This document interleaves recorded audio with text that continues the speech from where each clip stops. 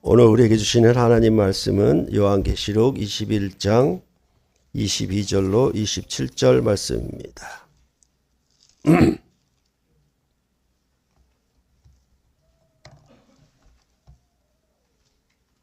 요한계시록 21장 22절로 27절 말씀 한 절씩 교대로 봉독해 올리겠습니다. 성 안에서 내가 성전을 보지 못하였으니 이는 주 하나님 곧 전능하신 이와 및 어린 양이 그 성전이심이라.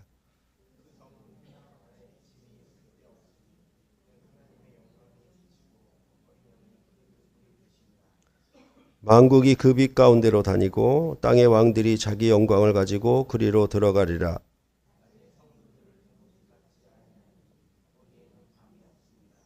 사람들이 만국의 영광과 존귀를 가지고 그리로 들어가겠고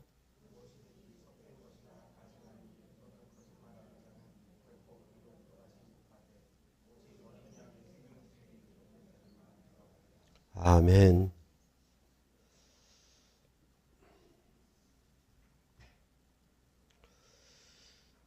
우리가 추측으로 아니면 여러 사람들을 통해서 알고 있는 거룩한 성 예루살렘과 요한계시록이 말하고 있는 거룩한 성 예루살렘은 많은 차이가 있습니다. 그만큼 우리가 듣고 알아서 이해하는 거룩한 성 예루살렘보다 기록된 말씀으로 거룩한 성 예루살렘을 아는 것이 매우 중요합니다. 그래서 때로는 그 거룩한 성 예루살렘에 들어가는 것을 이 세상의 물질과 같이 어떤 물리적인 성에 들어가는 것처럼 여기게 되고 그런 성을 생각하고 바라는 마음 때문에 도리어 성경이 말하는 거룩한 성 예루살렘 성과 대조가 되고 반대가 됨으로 말미암아 우리가 탐하고 욕망하는 것을 이 거룩한 성 예루살렘에 투영해서 그 성을 마치 천국으로 이해하는 경우가 많이 있습니다. 그런 점들을 매우 조심해야 할 것입니다.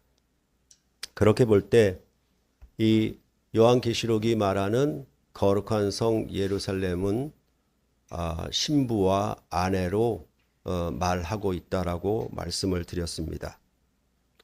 어느 좋은 천국이라고 하는 공간이나 어떤 천국이라고 하는 어떤 찬란한 성에 대해서 말하는 것이 아니라 신부와 아내로 설명한다라고 말씀을 드렸습니다. 그 성에는 하나님의 영광이 있고 빛이 있어서 보석과 같고 맑은 수정과 같은 그런 곳이라고 말씀해 주고 있습니다. 이러한 것은 이제 21장 11절에 거룩한 성 예루살렘에 대하여 이미 총체적으로 서론적으로 설명을 했습니다. 그래서 11절을 보시면 하나님의 영광이 있어 그 성의 빛이 지극히 귀한 보석 같고 벽옥과 수정같이 맑더라 라고 말을 하고 있습니다. 이런 것들을 거의 그냥 문자적으로 이해를 하니까 우리가 그처럼 거룩한 성 예루살렘에 대하여 찬란히 보석같이 빛나는 집 이런 식으로 이해하게 되어 있습니다. 이런 것들이 바로 성경에 미리 구속 역사에 나타난 하나님의 성에 대한 얘기들을 먼저 전제하고 이해하지 않으면 이렇게 요한계시록에 나타난 이 말씀만 문자적으로 이해하게 되어서 다르게 거룩한 성 예루살렘을 자기 방식으로는 성경대로 말하고 성경대로 이해한다라고 착각하게 되는 경우가 생기는 것입니다. 그럴 때 이 11절을 12절 이하로부터 풀어주고 있는 것을 여러분께 말씀을 드렸습니다. 그래서 12절로부터 14절에는 그 성곽에는 12지파의 이스라엘 12지파의 이름이 새겨졌고 그 문에는 12 기초석이 있는데 12사도의 이름이 새겨져 있다라고 말을 했습니다. 이러한 것은 구속 역사를 통해서 성경의 구원 역사를 통해서 구약의 믿음의 봉사자들 그리고 신약의 믿음의 봉사자들의 이름을 그의 업적으로 새겨 놓은 그런 성곽과 문이라고 말씀을 드렸습니다. 그리고 15절로부터 17절에서는 이 성이 정육면체의 성이고 이것은 마치 지성소가 정육면체로 되어 있었던 것처럼 정사각형으로 되어 있었던 것처럼 이렇게 정육면체의 성이라고 그렇게 말을 하고 있습니다. 그러니까 이러한 것은 이 성을 정육면체로 말을 할 때에도 12,000과 144가 강조가 되므로 결국은 이 성은 거룩한 백성, 하나님의 언약 백성들이 함께하는 그런 곳이며 또한 이것은 마치 신랑과 신부가 교제하는 그런 영광의 성인 것을 그렇게 말씀을 했습니다. 그래서 이곳은 유대인과 이방인의 차별이 없이 하나님의 한 세 사람으로 모이는 교회를 성령이 거하는 성전으로 삼았다. 그런 얘기를 여기서 하고 있는 것입니다. 그 다음에 18절로부터 21절에는 신부로서 교제하는 그 아내된 그 예루살렘 성의 영광은 그러면 신부가 단지 아름답고 예쁘기 때문에 외모적인 특성을 가지고 이것을 얘기하느냐, 그것이 아니라 그 신부가 가지는 지혜로움, 신부가 가지는 어떤 판단, 그런 것들이 가장 귀하기 때문이라고 말씀을 드렸습니다. 그래서 이 12개의 보석으로 빛나는 아름답고 영화로운 그런 성의 모습은 바로 그 신부가 가지는 역할, 신부가 가지는 직분 때문인 것이고 그 직분은 마치 대제사장의 직분과 같아서 이스라엘 백성을 위하여 하나님의 백성으로 판단케 하는 그런 판결의 역할을 하기 때문에 이것이 귀하고 아름답고 영화로운 직분이라고 말씀을 드렸습니다. 그러니까 이것은 결국은 제사장이 왜 영화롭고 아름다운가, 그것은 옷도 외모도 물론 영화롭고 아름답게 치장을 했지만 가장 중요한 핵심은 하나님을 위하여 자기 백성을 거룩하게 인도하는 판결력이 그에게 있기 때문에 그것이 아름답고 귀하다라고 말을 하고 있는 것입니다. 그러면 이러한 하늘에서 내려오는 성은 전체적으로 뭐냐 하면 이 성의 모습을 구약 배경이 없이는 이해할 수 없고 설명할 수가 없을 만큼 이렇게 설명하는 것을 볼 때 이 예루살렘 성은 12지파와 12사도의 이름이 새겨진 그런 성일 것이고, 또한 이 성을 측량하는 것은 바로 신랑과 신부의 아름다운 교제를 누리는 것인데, 그 신부의 영광은 신랑을 사랑하고 신랑을 섬기는 그런 판단, 지혜가 있기 때문에 신부는 아름다운 신부가 되겠죠. 그냥 예쁘고 외모로 뛰어나서 예쁜 것이 아니라, 아름다운 것이 아니라 그 신부는 아름다운 판별, 아름다운 지혜가 있기 때문에 아름다운 모습이 된다라고 말을 할 수 있겠습니다. 그것이 바로 교회를 그리스도의 신부라라고 말을 하는 것과 연결시켜서 보면은 왜 교회를 성령이 거하는 하나님의 성전이라고 하는가? 그것은 성령을 통해서 하나님의 뜻이 무엇인지 분별할 수 있는 교회가 가장 아름다운 보석처럼 빛나는 그런 직분을 가졌기 때문에 여기서 이렇게 12가지의 보석으로 설명한다라고 말씀을 하고 있습니다. 그렇다면 이제 이런 신부의 영광을 얘기했고, 신부의 영광은 역사적으로 업적을 가진 그런 역사적 믿음의 업적을 가진 자들이 기초로 해서 세운 성곽과 문이고, 거기에서 아름다운 신랑과 신부의 교제를 완결되게 완전하게 누리는 곳인데, 그 완전하게 누리는 곳은 바로 이 신부가 가지는, 제사장으로서 가지는 놀라운 판단, 그것이 곧 이 신부의 아름다움이라고 말씀을 드렸습니다. 그러면 이렇게 제사장적 역할을 다하게 되면 어떻게 되는가? 그것에 대해서 이제 오늘 본문 22절로부터 27절에 설명을 하고 있는 것입니다. 그럴 때 이 제사장이 일을 하는 곳은 어디냐면 성전이죠. 성전에서 일을 하는 곳이니까 이 성전에 일을 하는 그 장소, 이제 그 내부적인 얘기를 해야 되겠죠. 이제 성곽과 12문에 대해서 말을 했다라고 하면 그 성에 들어가서 그 성전에서 제사장은 일을 하는, 자기 직분을 수고하는 그런 장소를 얘기를 해야 될 것입니다. 그러면 이 제사장이 그 성전에서 봉사함, 일을 함을 통해서 무슨 일을 하는가? 그것은 바로 이스라엘 백성으로 하여금 하나님의 영광을 뵙도록 하나님과 만나는 중매자 역할을 하는 것이 제사장이기 때문에, 그렇다면 이 제사장은 이런 판단력을 가지고, 분별력을 가지고 자기 제사장 역할을 하게 될 때 어떤 사람들이 이 성전에 들어갈 수 있는가, 이 성전에 들어가서 어떠한 하나님의 영광을 뵙고 그 기쁨을 누리는가, 이거에 대해서 얘기를 해야 될 것입니다. 그러니까 항상 성전을 건축할 때에 무슨 얘기가 나오냐면, 성전은 이런 용도로 쓰여집니다 라고 해서 여러 가지 성전 안에 있는 그런 장소나 기구나 이런 것들을 쭉 설명하고 나서 무슨 얘기를 하냐면, 제사장의 옷, 제사장을 위임시키는, 제사장의 직분을 위임시키는 얘기를 꼭 성전 건축에다가 함께 포함시켜서 얘기를 해요.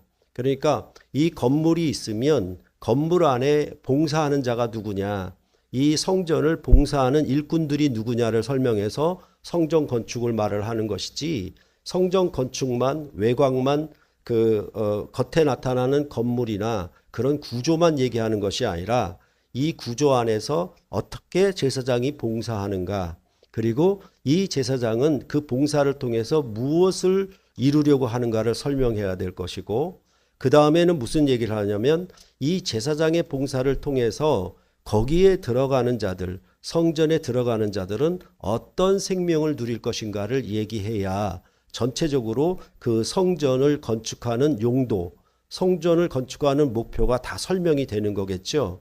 그랬을 때 이제 앞에 본문에서는, 오늘 앞에 본문에서는 이 제사장직이 아름답다. 그러면 제사장은 무슨 일을 하는 것인가에 대하여 오늘 본문에서 말을 해주고, 그 다음에 21장 1절부터 5절은 그 제사장의 봉사를 통해서 그 성 안에 들어가는 사람들은 어떤 풍성한 생명을 누리느냐, 이것을 22장 5절까지 말씀을 하게 되면 새 예루살렘 성에 대한 전체적인 성전에 대한 구조가 여기 안에 딱 들어오게 되는 겁니다. 그리고 나서 이제 이 성에 들어가는 언약을 지킬 거냐 말 거냐, 이거에 대한 언약적인 경고가 이제 22장 6절 이하에 다시 되는 거예요. 이렇게 새 예루살렘 성도 사실은 뭐냐 하면, 구약의 성전을 건축했던 그 순서, 그런 양식, 그 절차를 이해하지 못하면 여기에 나오는 말이 막 겹쳐서 나오기 때문에 이거는 그냥 휘황찬란하구나, 그냥 아름답고 멋진 곳이겠구나라고 우리의 추측과 우리의 상상으로 만들어낸 집을 생각할 뿐, 이 성이 어떤 역할을 하고 이 성을, 그 역할을 통해서 어떤 생명을 주는지에 대해서 명확하게 이해를 하지 못하고 어떻게 생각을 하냐면, 그냥 천국은 좋은 곳, 천국은 가야 하는 곳, 천국에 가면 영생하는 곳, 이렇게만 생각하고 끝나버리게 말고, 이 21장에서 사도 요한이 이렇게 설명하는 내용들에 대한 이해가 전혀 되질 않기 때문에 거룩한 성 예루살렘에 사는 생명이 무엇인가, 우리는 어떤 역할을 해야 되는가, 그것에 대한 명확한 설명이 없기 때문에 우리가 계시록을 읽어도 이 마지막에 중요한 완성적인 부분을 읽어도 제대로 이해할 수 없는 그런 부분들이 너무나 많이도 있어 왔습니다. 그래서 앞에서 그 제사장직의 아름다운 것을 얘기했다라고 하면 이제는 그 제사장직으로 하는 그 일의 열매를 얘기를 해야 되는 것이 바른 순서가 된다라는 것입니다. 그런 흐름 속에서 오늘 22절부터 27절을 여러분들이 이해해야 바르게 이 말씀을 분별할 수가 있겠습니다. 22절로부터 23절을 보시겠습니다. 성 안에서 내가 성전을 보지 못하였으니 이는 주 하나님 곧 전능하신 이와 및 어린 양이 그 성전이심이라. 그 성은 해나 달의 비침이 쓸데없으니 이는 하나님의 영광이 비치고 어린 양이 그 등불이 되심이라. 이렇게 읽으면 사실은 이게 무슨 말인가, 도대체 무슨 뜻인가 아무런 감이 안 잡히는 그런 경우가 많을 거예요. 그런 것이 바로 뭐냐 하면 우리가 성경을 구약과 신약 이런 언약적으로 읽지 못하기 때문에 이것이 그냥 하얀 종이 위에 쓴 글씨로밖에는 읽혀지지 않고 이런 말이 무엇을 의미하는지에 대해서 전혀 이해할 수가 없는 것입니다. 그렇기 때문에 사실은 성경은 읽어도 들어도 듣지 못하는 책이 될 수가 있습니다. 보기는 보아도 보지 못하는 책이 될 수밖에 없어요. 왜냐하면 이 성경의 역사성을 이해하지 못하기 때문에 여기만 들여다보고 이해하려고 하기 때문에 우리는 전혀 이 말씀에 대한 이해가 없게 될 수밖에 없습니다. 이것에 대한 구체적인 설명과 이해를 가르쳐 주지 않는 이상 이 말씀이 무슨 뜻인지 전혀 와닿지 않을 것입니다. 그러니까 결국은 이 말씀을 읽을 때에 마음에 와닿는 구절은 하나도 없으니까 건너뛰게 되고 성경을 읽으면 읽을수록 재미없어지게 되는 것입니다. 그것은 바로 성경의 이해를 할 수 없는 눈이 감겼거나 귀가 막혔거나 그런 경우이기 때문에 그렇게 되는 것입니다. 그럴수록 이런 말씀들을 우리가 잘 살펴서 잘 이해하는 것이 좋겠습니다. 여기 보면은 성 안에 성전을 내가 보지 못했다라고 말을 하고 이는 주 하나님 곧 전능하신 이와 및 어린 양이 성전이심이라 말을 하고 있습니다. 그러니까 성 안에 성전이 있는 구도는 구약의 예루살렘 성이 그랬습니다. 예루살렘 성이 따로 있고 성곽이 따로 있고 그 안에 예루살렘 성전이 있었습니다. 그러니까 이런 구도는 어느 나라 어느 시대나 똑같지요. 뭐냐 하면 이 서울이라고 하는 조선이라고 하는 한양 도성이 있고 그 한양 도성 안에 경복궁이 있는 거지 않습니까? 그런 구조가 일반 모든 나라의 성의 구도, 서울의 수도의 구도입니다. 그런데 그것도 구약의 이스라엘 성전도 결국은 예루살렘 성 안에 예루살렘 성전이 있는 거예요. 그렇게 돼 있는데 이 성전은 뭐라고 그러냐면 그 성 안에 내가 성전을 보지 못했다라고 말을 하고 있습니다. 그러니까 성과 성전이 구분되는 영역이 없어요. 성과 성전이 하나예요. 그렇게 말씀을 하고 이렇게 성 안에 성전을 보지 못했으면 그러면 성이라고 하는 뚜렷한 어떤 구조물, 어떤 성곽이라고 하는 구조물이 보여야 되는데 그것도 뭐라고 얘기하냐면 성 안에서 내가 성전을 보지 못한 이유가 왜 그러냐라고 얘기한다면 주 하나님 곧 전능하신 이와 및 어린 양이 그 성전이라고 말씀을 하고 있는 거예요. 그러니까 우리가 알고 있는 일반적인 성에 대하여 고정관념이 어떤 성곽이나 구조물로 이해를 하고 있는데 지금 요한계시록은 뭐라고 얘기하냐면 주 하나님 곧 전능하신 이와 및 어린 양이 성전이 되었다라고 그렇게 말을 하고 있는 것입니다. 그러니까 이런 부분들에 대한 이해가 되어지지 않고 있기 때문에 우리가 성경을 알면 알수록 그에 대한 이해가 바르게 되지 않음으로 말미암아 계속 우리는 교회를 어떤 이런 구조물, 이런 건축물로만 자꾸 이해를 하지 하나님과 어린 양이 그 성전이 되는 그 성전됨에 대한 이해는 아예 없었던 거예요. 그러니까 성경을 모르고 그냥 교회 생활을 한다라고 하면은 그냥 아름답고 멋지고 화려하게 지은 건축물로서의 성전만 이해할 뿐이지 하나님이 또한 어린 양이 성전이 되는 성전에 대해서는 우리는 이해하지 못했어요. 그러나 마가복음에서 우리가 보았을 때 분명히 말하기를 손으로 지은 성전이 아닌 손으로 짓지 않은 성전 이렇게 말을 했잖아요. 그러므로 예수 그리스도께서 죽고 부활하심으로 그의 몸으로 짓는 새 성전에 대해서 성경은 분명히 말씀을 하고 있었는데 우리는 그냥 종교나 신앙생활을 하고 말씀 중심으로 안 해왔기 때문에 우리가 일상적으로 경험하는 교회 그리고 건물, 구조물 이런 것을 가지고 성전이라고 이해해왔던 거예요. 그러나 성경은 이미 이제 이러한 건축 구조물이 없어지고 새로운 성전이 일어나는데 그것은 손으로 지은 성전이 아니라 손으로 짓지 않은 성전이라고 그렇게 말씀을 하고 있었던 거예요. 그러니까 우리는 그러한 부분에 대해서 예수의 죽고 부활하신 십자가의 사역, 그의 죄 용서함, 그런 고난에 대해서만 집중해서 속죄에 대해서만 집중해서 들었지 그의 죽고 부활하심으로 그의 몸으로 새로운 성전이 지어졌다는 사실에 대해서는 별로 개념이 없었던 거예요. 그러나 성경을 바르게 이해하면서 주님의 몸이 곧 성전이구나. 그 주님의 몸에 연합된 우리가 그의 지체가 되었으니까 우리가 곧 이 공동체가 곧 성전이구나라는 생각을 가지게 되었던 거예요. 그와 마찬가지로 이 요한계시록에 나타난 성전도 뭐냐 하면 성 안에 성전이 없다. 그리고 하나님과 곧 어린 양이 성전이다라고 말하는 이 의미는 우리가 이미 마가복음에서 배웠던 그런 것을 가지고 있으면 이게 이해가 되는데 그렇지 않고 그것에 대한 이해가 없이 그냥 설교만 듣고 교회만 다니고 성전을 구조물로만 이해했고 그 성전이 하나님의 예배당이라고 하면서 그 구조물을 높이고 신성시하는 그런 경향에 빠짐으로 말미암아 결국은 다른 성전, 성경이 말하고 있지 않은 다른 성전을 섬기는 마치 우상 숭배와 같은 우를 범하는 그런 어리석임에 빠지는 그런 경우가 대단히 엄청나게 많이 일어나고 있다는 사실입니다. 이러한 성 안에 성전이 없음에 대해서는 이미 예레미야서가 예언을 해주고 있었습니다.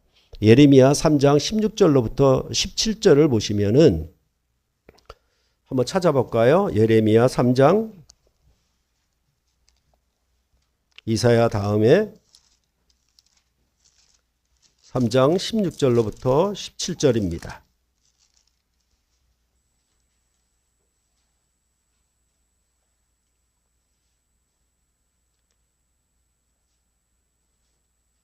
(16절과 17절) 함께 읽겠습니다. 여호와의 말씀이니라. 너희가 이 땅에서 번성하여 많아질 때에는 사람들이 여호와의 언약궤를 다시는 말하지 아니할 것이요 생각하지 아니할 것이요 기억하지 아니할 것이요 찾지 아니할 것이요 다시는 만들지 아니할 것이며 그때에 예루살렘이 그들에게 여호와의 보좌라 일컬음이 되며 모든 백성이 그리로 모이리니 곧 여호와의 이름으로 말미암아 예루살렘에 모이고 다시는 그들의 악한 마음에 완악한 대로 그들이 행하지 아니할 것이며 라고 말을 하고 있는 거예요.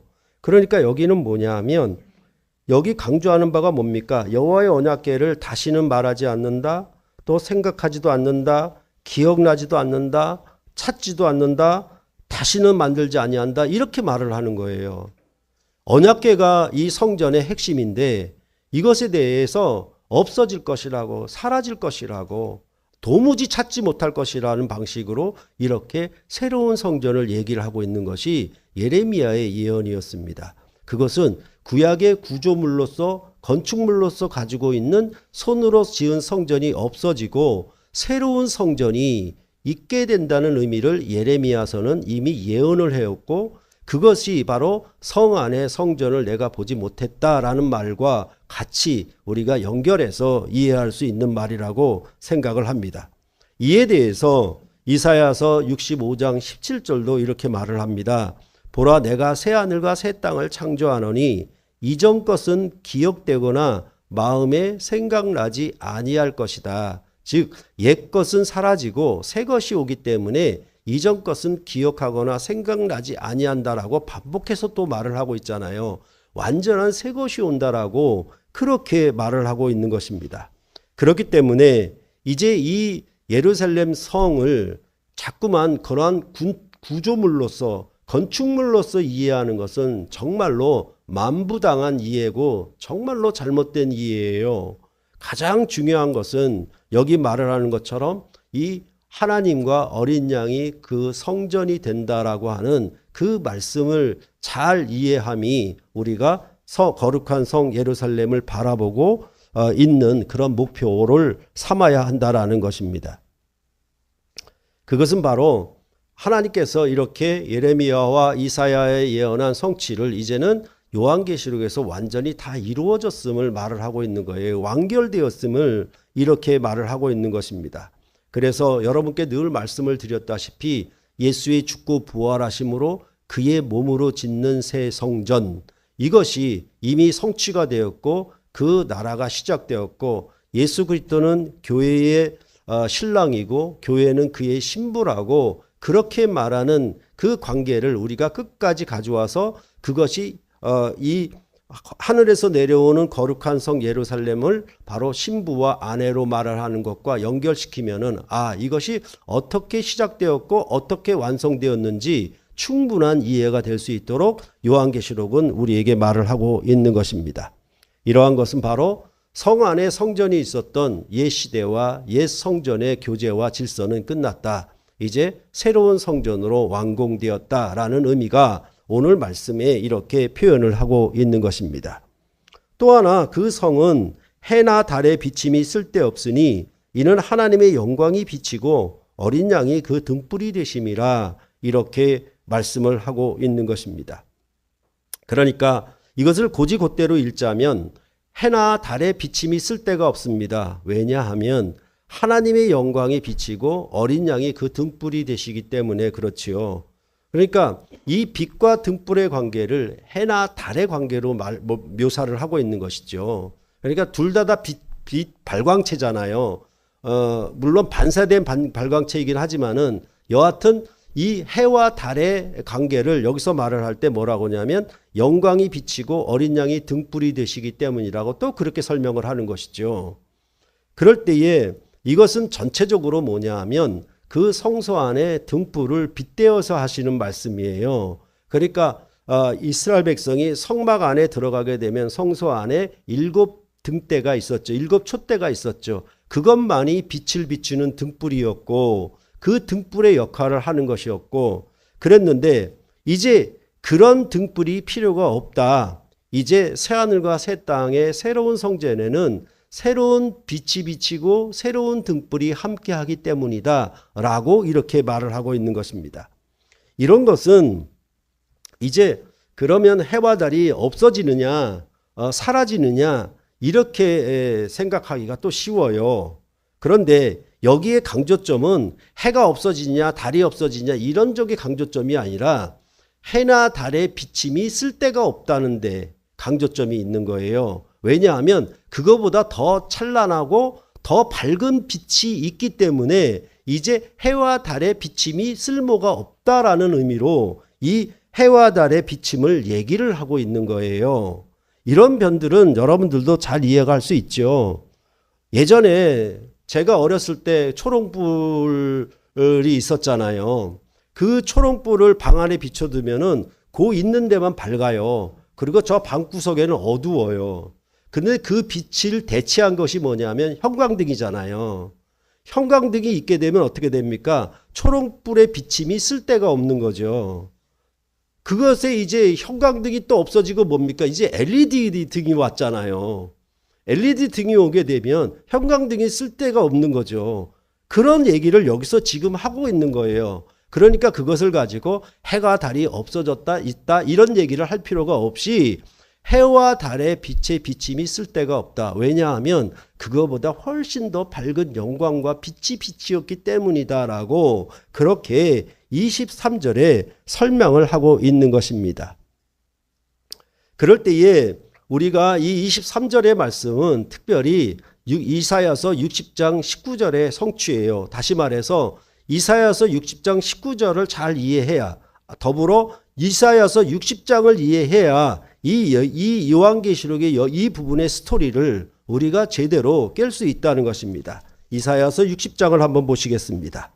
이사야서 60장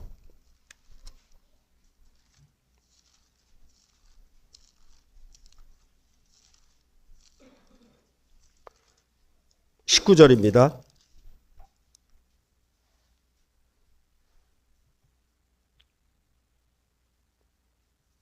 (19절부터) (22절까지) 같이 읽겠습니다. 다시는 낮에 해가 내 빛이 되지 아니하며 달도 내게 빛을 비추지 않을 것이요 오직 여호와가 내게 영원한 빛이 되며 내 하나님이 내 영광이 되리니 다시는 내 해가 지지 아니하며 내 달이 물러가지 아니할 것은 여호와가 내 영원한 빛이 되고 내 슬픔의 날이 끝날 것임이라. 내 백성이 다 의롭게 되어 영원히 땅을 차지하리니 그들은 내가 심은 가지요 내가 손으로 만든 것으로서 나의 영광을 나타낼 것인즉 그 작은 자가 천명을 이루겠고 그 약한 자가 강국을 이룰 것이라. 때가 되면 나 여호와가 속히 이루리라. 여기에 있는 말씀을 지금 요한계시록에서 인용하면서 이사야서의 예언을 성취함으로 말을 하고 있는 거예요. 다시 말해서 이 60장은 일어나라 빛을 발하라 이렇게 말을 함으로 시작을 하는데 이것은 새하늘과 새 땅의 영광을 얘기하고 있는 것입니다. 그래서 여기 말하는 것처럼 다시는 이렇게 얘기를 해서 이제 이전에 빛이 쓸 데가 없다. 새로운 빛이 거하는 그리고 새 백성이 거기에 함께하는 영광의 나라가 이루어진다라는 의미로 지금 이 이사야서는 우리에게 말씀을 하고 있는 것입니다. 그러니까 이런 것들은 뭐냐 하면 아까도 말씀드렸던 것처럼 요즘에 우리 도시에는 밤하늘의 별이나 달의 빛을 이렇게 잘 볼 수가 없잖아요. 그런데 사실은 시골에라도 가게 되면 밤하늘의 찬란한 은하수를 잘 볼 수가 있잖아요. 그래서 깜짝깜짝 놀라죠. 어떻게 이렇게 별이 많고 별의 빛이 휘황찬란한가 그렇게 누리잖아요. 그런데 왜 그러냐면 도시의 이 가로등이나 불빛이 그 해와 달의 빛을 가리기 때문에 달과 별들의 빛을 가리기 때문에 그런 것이에요. 그런 것과 마찬가지로 이제 여기서 말하는 것은 뭐냐면 해와 달의 빛이 이제 쓸 데가 없다. 여호와가 영광의 빛이 될 것이다. 이렇게 말하는 거예요. 그렇게 말하는 것을 이제 어떤 의미에서 이렇게 말을 했는가? 왜 해와 달의 빛이 없어지고 이렇게 얘기를 했는가? 그것에 대해서는 우리가 이사야서 60장을 전반적으로 이해해야 이 19장의 말씀을 왜 그 요한계시록 저자가 인용을 했는지 이해를 할 수가 있는 겁니다. 그러면 이사야서 60장은 무엇을 말을 하는가? 1절로부터 3절을 한번 보겠습니다. 보면은 일어나라 빛을 발하라 내 빛이 이르렀고 여호와의 영광이 내 위에 임하였음이니라. 보라 어둠이 땅을 덮을 것이며 캄캄함이 만민을 가리려니와 오직 여호와께서 내 위에 임하실 것이며 그의 영광이 내 위에 나타나리니 나라들은 내 빛으로 왕들은 내 비치는 내 광명으로 나오리라 이렇게 얘기를 합니다. 그래서 일어나라 이게 빛이 찬란하게 비치는 거예요. 그러니까 주변은 다 어두컴컴한데 이것이 빛이 비치니까 이 빛이 비치니까 그 빛은 뭐냐면 여호와의 영광이 임하는 빛이에요. 마치 성막이 완공되면 여호와가 충만한 영광으로 거기 임하는 것처럼 그 영광이 임한 것이에요. 그러니까 주변은 전부 어두컴컴한데 여기만 찬란하게 빛나는 거예요. 그게 바로 이스라엘 백성이 돌아와 새 예루살렘을 이루는 그런 모습을 여기서 얘기를 하고 있는 겁니다. 그럴 때에 그 영광이 그 위에 나타나게 되면 나라들과 왕들은 내 빛으로 내 광명으로 나오는 거예요. 이런 말은 뭐냐 하면 왜 우리가 이렇게 서울이 무지막지하게 커지고 있는 겁니까? 어찌 보면은 나라들과 왕들이 다 모이는 거예요, 이곳으로. 우리나라 위에 가장 빛이 비는 거는 서울이에요, 어쩌면 보면은. 거기로 다 모이잖아요. 그렇죠? 이게 좋은 현상은 아닙니다만은 여기서 말씀하는 바가 그런 거예요. 주변은 다 어둡고 컴컴한데 이제 새로운 예루살렘은 정말로 빛이 비친다. 여호와의 영광이 비쳐서 나라들과 왕들이 다 모인다. 그런 얘기를 하고 있는 거예요. 이런 얘기를 하게 되면 우리가 그 24절 이하에 만국이 그 빛 가운데로 다니고 땅의 왕들이 자기 왕광을 가지고 그리로 들어가리라 라는 말씀이 왜 이어지는지 이해가 되는 거예요. 이제 하나님과 어린 양이 친히 성전이 되셔서 그 영광의 빛을 발하면 이제 땅의 왕들이 그 자기 영광을 가지고 만국이 그리로 들어가게 될 것이라고 그렇게 말을 해서 이 영광의 성의 아름다움과 그 큼에 대하여 이런 방식으로 설명을 하고 있는 것입니다. 그러니까 이것에 대해서 그 나라들과 왕들이 모여오는 것에 대하여 4절 이하에 설명을 해요. 내 눈을 들어 사방을 보라. 무리가 다 모여 내게로 오느니라. 내 아들들은 먼 곳에서 오겠고 내 딸들은 안기어 올 것이라 라고 말을 하고 있습니다. 이렇게 모여오는데 뭐가 함께 오냐 하면 늘 말씀드린 것처럼 바벨론에서 돌아오면 유대인만 돌아오는 것이 아니라 이스라엘의 남은 자들과 더불어 열방들이 이방인들이 함께 또 돌아온다라고 말씀을 드렸지요. 그러면 그들이 어떻게 가지고 오느냐, 왜 여기가 영광이 있느냐를 얘기를 할 때에 뭐라고 얘기하냐면 5절 이하에 보면은 이렇게 얘기를 합니다. 그때에 내가 보고 그 기쁜 빛을 내며 내 마음이 놀라고 또 화창하리니 이는 바다의 부가 내게로 돌아오며 이방 나라들의 재물이 내게로 옴이라 라고 말씀하고 있어요. 그러니까 이것은 서울처럼 모든 부와 모든 재물이 서울로 다 몰리잖아요. 그런 것처럼 이 예루살렘에 다 모인다는 거예요. 이방의 모든 영광과 부와 재물이 다 모이는 것에 대해서 6절 이하에 설명하죠. 허다한 낙타와 미디안의 에바의 어린 낙타가 내 가운데 가득할 것이며 스바 사람들은 금과 유황을 가지고 와서 여호와의 찬송을 전파할 것이며 게달의 양무리는 다 내게로 모을 것이요 느바의 숫양은 내게 공급되고 내 제단에 올라 기꺼이 받음이 되리니 내가 내 영광의 집을 영화롭게 하리라. 바로 이 집이 영화롭게 빛이 찬란한 집이 되는 것은 뭐냐 하면 이렇게 나라와 왕들이 수많은 재물과 부와 모든 것을 가지고 이곳에 몰려들기 때문에 이 영화롭고 아름다운 집이 된다라고 그렇게 말씀을 하고 있어요. 그렇게 얘기해서 이제 이들이 와서는 무엇 하느냐라고 얘기했을 때는 이제 이전에는 이방인들로 말미암아 이스라엘이 침략을 당해서 망해버리고 그들의 괴롭힘을 당했는데 도리어 이제 이방인들이 와서 이 새로운 성벽을 쌓고 이 새로운 성을 만드는 일에 그들이 참여할 것이라고 말을 하는 거예요. 이들이 일꾼이 된다라고 그렇게 말을 하는 거예요. 그러니까 마찬가지잖아요. 이 나라가 대한민국이 좀 잘 살게 되면 저 3세계 국가의 사람들이 와가지고 여러 가지 어려운 일들을 다 맡아서 하고 있잖아요. 그렇게 해서 이 나라가 더 부강하게 만드는 것처럼 여기도 이제 그렇게 설명을 하고 있는 거예요. 그래서 뭐라고 얘기하냐면 이런 아름다운 영광을 뭐라고 얘기하냐면 전에는 너희가 버림을 당했고 너희가 하나님 앞에 범죄해서 미움을 당했고 너희가 천하게 또한 괴롭힘을 당했지 않느냐. 그러나 이제 너희가 돌아와서 새 예루살렘을 이루게 되면은 너희는 그 영광이 떠나가지 아니한다. 우리가 에스겔서에 보았던 것처럼 하나님 앞에 범죄하면 예루살렘 성에서 하나님의 성전이 떠올라서 떠나가 버리잖아요. 그러나 이 성전이 새롭게 되는 일에는 그 영광의 빛이 찬란하기 때문에 이제는 여호와의 영광이 떠나질 않을 거예요. 그래서 뭐라고 얘기하냐면 60장 18절에 다시는 강포한 일이 내 땅에 들리지 않을 것이요 황폐와 파멸이 내 국경 안에 다시 없을 것이며 내가 내 성벽을 구원이라 내 성문을 찬송이라 부를 것이에요.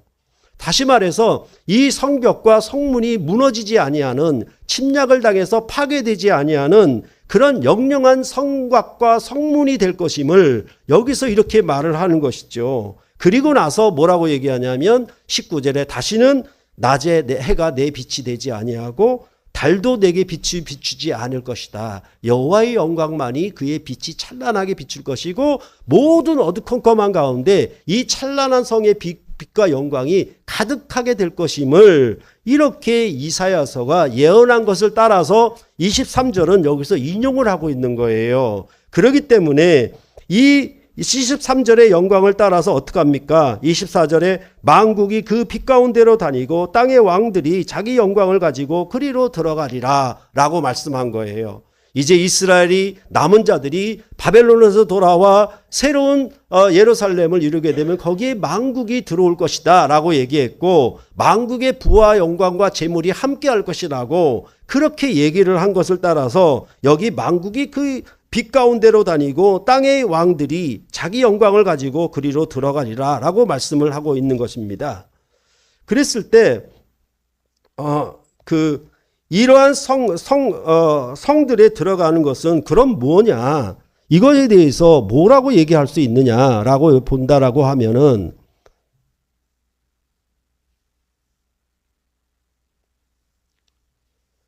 이것들이 이제 그 성에 들어가는 영광이, 그러면 그 만국이 그 빛 가운데로 다니고 땅의 왕들이 자기 영광을 가지고 그리로 들어가리라고 그랬는데, 이런 들어가는 거에 더불어서 뭐냐 하면 26절에도 사람들이 만국의 영광과 존귀를 가지고 그리로 들어가겠고라고 얘기를 해요. 땅의 왕들도 들어가고 그 다음에 사람들도 들어가요. 그런데 그 들어가는 것이 어떻게 되냐면 이 25절에 낮에 성문들을 도무지 닫지 아니하리니 거기는 밤에 없음이라 라고 얘기를 하죠. 그러니까 이 성문들을 밤에는 닫아둬요. 예전에 우리나라에 통금이 있었던 것처럼 닫아두는 거예요. 이 닫아두는 이유는 뭐냐 하면 모든 교역, 모든 무역 활동, 그러니까 이런 장사치들이 왔다 갔다 할 수 있도록 문을 열어두는 건 주로 낮에 열어두고 밤에는 도적도 많고 그러니까 성문을 닫아둔단 말이에요. 그런데 여기는 뭐냐 하면 땅의 왕들이 자기 영광을 가지고 들어오는데 낮에 성문들을 도무지 닫지를 않아요. 이것은 24시간 그 음식을 하는 해장국집이에요. 보면은 그렇게 돼 있는 거예요. 그만큼 빈번하게 왕래하고 생명이 풍성한 것을 교역하는 그런 것을 여기서 말씀을 하고 있는 겁니다. 그러니까 이 땅의 왕들이 그 영광을 가지고 들어오는 일이 밤새도록 쉬지 않고 들락날락 하는 거예요. 그런 것들을 여기서 이렇게 말을 하고 있는 것입니다. 그러면 이 땅의 왕들이 가진 자기 영광은 무엇이겠는가? 그것에 대해서 얘기를 하고, 또한 여기 사람들이 만국의 영광과 존귀를 가지고 들어오는 것은 또 무엇인가? 이것을 얘기를 할 때 이것은 바로 이 땅의 왕들은 바로 우리가 베드로전서 2장 9절에서 보았던 그런 얘기를 하고 있는 것입니다. 베드로전서 2장 9절에 보면 그러나 너희는 택하신 족속이요 왕같은 제사장들이요 거룩한 나라요 그의 소유가 된 백성이니 이는 너희를 어두운 데서 불러내어 그의 기이한 빛에 들어가게 하신 이의 아름다운 덕을 선포하게 하려 하심이라 라고 말씀을 했죠. 이 땅의 왕들은 마치 제사장들과 같은 왕같은 제사장들이 들어오는 거예요. 이제 이방인 중에서도 만국 가운데 땅의 왕들이 그 영광을 가지고 이 성에 들어오게 된다라고 말씀을 하고, 그 성에 들어오는 것은 밤낮이 없어요. 밤과 낮에 성문을 닫아놓지 않을 정도로 이렇게 그 영광을 가지고 들어오는 자들이 많다라고 말씀을 하고 있는 것입니다. 그러면 이 베드로전서의 왕같은 제사장은 어떤 역할을 했기에 그러느냐? 그것에 대해서 베드로전서 2장 12절에 말을 하고 있잖아요. 그렇게 말을 하길 뭐라고 그러냐면 너희가 이방인 중에서 행실을 선하게 가져 너희를 악행한다고 비방하는 자들로 하여금 너희 선한 일을 보고 오시는 날에 하나님께 영광을 돌리게 하려 함이라 라고 말씀을 하고 있지 않습니까? 이것은 바로 왕같은 제사장들이 제사장 일을 함으로 말미암아 이방인을 통하여 하나님께 영광을 돌리게 하는, 그들의 착하고 선한 행실을 통하여 이방인을 하나님께 영광을 돌리게 하는 일을 한다라고 그렇게 말을 했잖아요. 이것에 대해서 로마서 15장 16절에 바울은 이렇게 말을 합니다. 뭐라고 얘기하냐면 이 은혜는 곧 나로 이방인을 위하여 그리스도 예수의 일꾼이 되어 하나님의 복음의 제사장 직분을 하게 하사 이방인을 제물로 드리는 것이 성령 안에서 거룩하게 되어 받으실 만하게 하려 하심이라. 이 은혜를 주심은 사도직을 주심인데 그 사도직을 뭐라고 얘기하냐면 제사장 직분이라고 얘기를 하는 거예요. 제사장 직분은 어떤 일이냐라고 하는 것은 이방인을 제물로 드리려고, 그게 내 직분이다. 이 직분을 통해서 이것이 하나님이 받으실 만하게 성령으로 거룩하게 된 제물로 하나님께 바치는 것, 그게 내 역할이다. 이것을 여기서 말하는 땅의 왕들이 자기 영광을 가지고 들어오게 될 것이에요. 그러니까 뒤에 말하는 사람들이 만국의 영광과 존귀를 가지고 그리로 들어간다라고 하는 것은 마치 사도 바울이 제사장 직분을 통하여 사람들을 성령하게 거룩하게 하심, 즉 성령 안에서 새 사람으로 지어서 새 사람으로 하나님께 제물로 드리는 이 일들로 말미암아 만민이, 천하 만민이 하나님 나라에 들어가는 일을 하였듯이 이제 그 사람들도 만국의 영광과 존귀함을 가지고 그리로 들어오게 될 것이라고 그렇게 말씀을 하고 있는 것입니다. 그러니까 전체적으로는 무엇입니까? 이제 제사장 역할이 뭐냐? 앞에서는 제사장직의 아름다움과 영광을 얘기를 했는데 이제 여기서는 그 제사장직이 뭐냐? 그 일꾼으로 일하는 것이 무엇이냐? 우리가 하나님의 거룩한 성에 들어간다라고 하는 것은 무엇이냐에 대하여 여기서 이렇게 말을 하고 있잖아요. 이것은 믿음으로만 되고 행위로는 안 되고 그런 말입니까?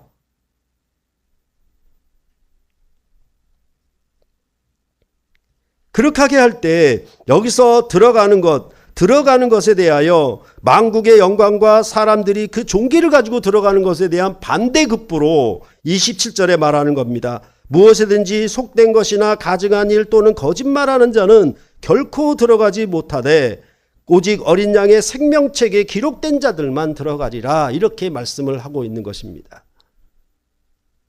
그러니까 이 말은 무슨 말인고 하면 바로 하나님이 제사장 직분을 통하여 성령의 열매를 맺음을 통해 하나님이 거룩한 새 사람을 지을 거예요. 하나님이 기뻐 받으실 만한 거룩한 제물로 하나님이 제사장 직분을 통해서 바쳐지게 되면 이 사람들도 그 영광에 들어가게 될 것임을 말을 해요. 그러니까 이런 사람들은 들어가요. 그런데 그러지 아니하고 여기 말하는 것처럼 속된 것이나 가증한 일이나 거짓말하는 자는 결코 그리로 들어가지 못한다라고 못을 단단하게 받고 있는 겁니다.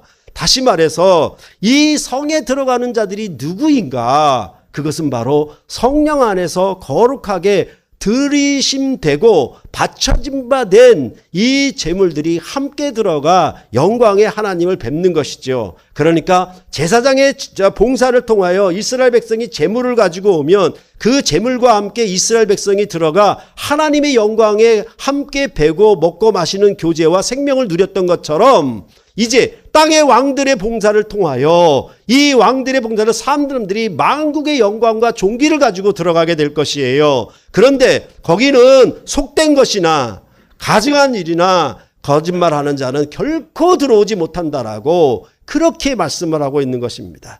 이것에 대해서 자꾸만 뭐냐 하면 도덕적 잣대를 들이대요. 그게 아니고 직분. 여기서 말하는 특징이 뭐냐 하면 아까도 이사야서에 살펴봤던 것처럼 허다한 낙타의 무리가 계달의 무리들이 엄청난 부와 재물을 가지고 들어오는 것을 설명해요. 그런데 여기는 그게 없어요. 오직 왕들과 사람들만 있어요. 그런 재물과 모든 부와 사치와 영광은 어디에 있었느냐라고 말한다면 요한계시록은 바벨론 곧 로마에 있었다라고 말을 하는 겁니다.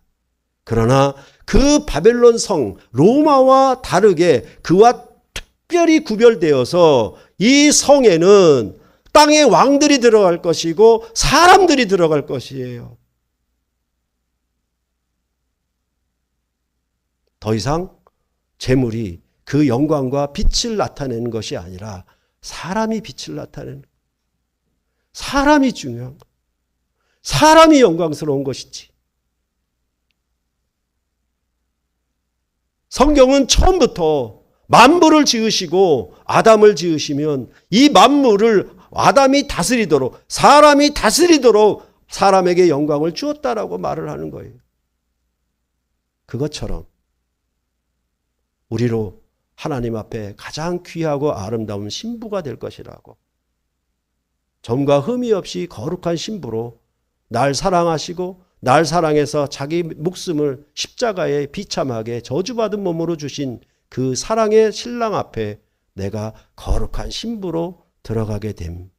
이것이 거룩한 성에 들어가게 되는 것이라고 그렇게 말씀을 하고 있는 것입니다.